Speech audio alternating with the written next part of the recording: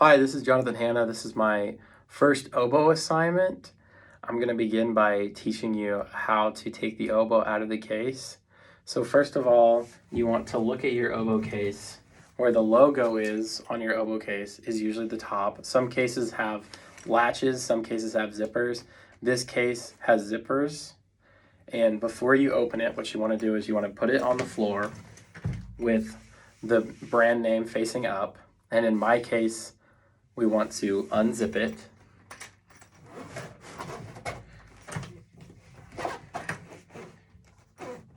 And a thing to tell your students before they open it is that some oboe cases open all the way and some open only halfway. In my case, it opens halfway, so you don't want your students to throw the back of the case over, because if it only opens halfway, then the oboe is going to fall over the other side.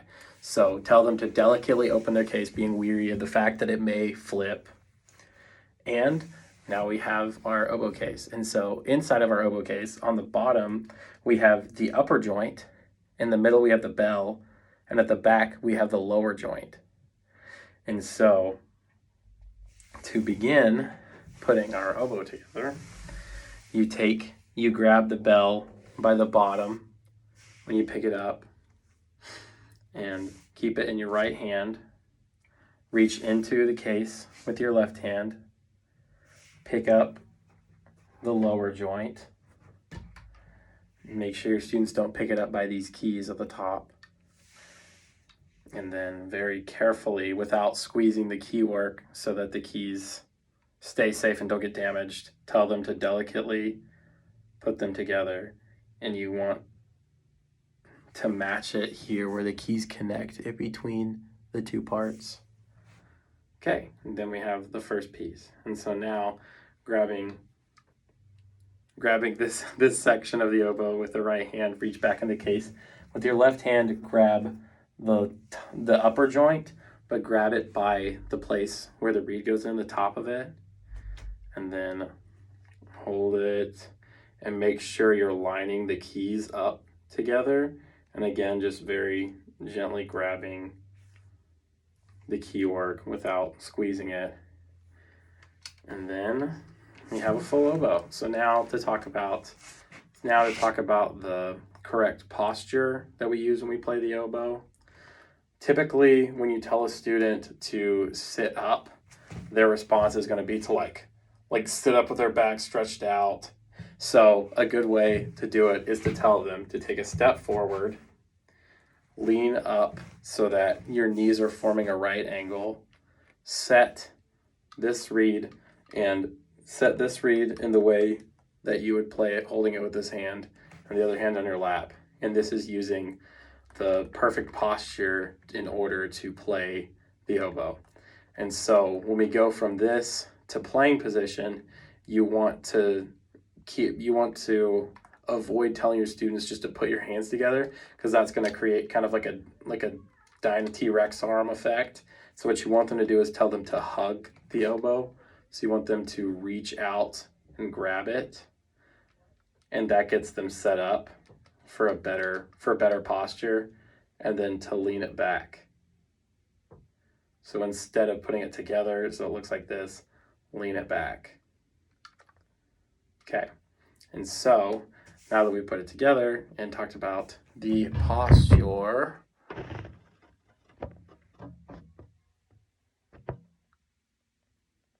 okay, just a little bit about hand position. On the left hand, you want your 3 fingers to cover the 3 keys with the holes on them, and then your pinky just to rest right here. And then on the right hand, on the lower joint, you want to do the same thing. You want to cover the keys with the holes on them with your 3 fingers, and you want to feel like you're grabbing a large softball or a baseball, or a small softball or a baseball, in the way that you want your fingers to be curved, and avoid your students from holding it with like straight fingers. You want them to curve it so all the fingers can move freely. Okay, now that we've talked about that, we are going to talk about how to take it apart. We're going to go the opposite direction. So we're going to start with the upper joint, And again, being very careful not to squeeze the key work or damage it. You want to gently twist and pull the upper joint off. And then put that upper joint into the case at the bottom. You want to separate the bell and the lower joint, putting the bell back where it came from in the same way. And one thing to be wary of when putting it back in the case are these keys. Sometimes if the keys are put in the wrong way, the students will slam the case on top of these keys since they stick out. So just tell your students to be wary of like making sure to put the oboe back in the case the exact way that it came out.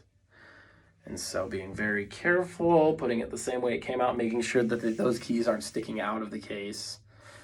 Close the case. Then when you're done with that, one of the most important rules is after you close the case, zip it up or latch it up, because a lot of times students will shut it, leave it unzipped, pick it up, oboe falls out. As you say, kids cry. So next, we're going to go to talking about a reed. So our reed has two main parts. It has the tip, which is right here, and the heart, which is more in the middle. And so that's what our reed is made of. Those are the two main parts of the reed. The reed's made of cane that has been shaved down in order to be able to buzz on it freely.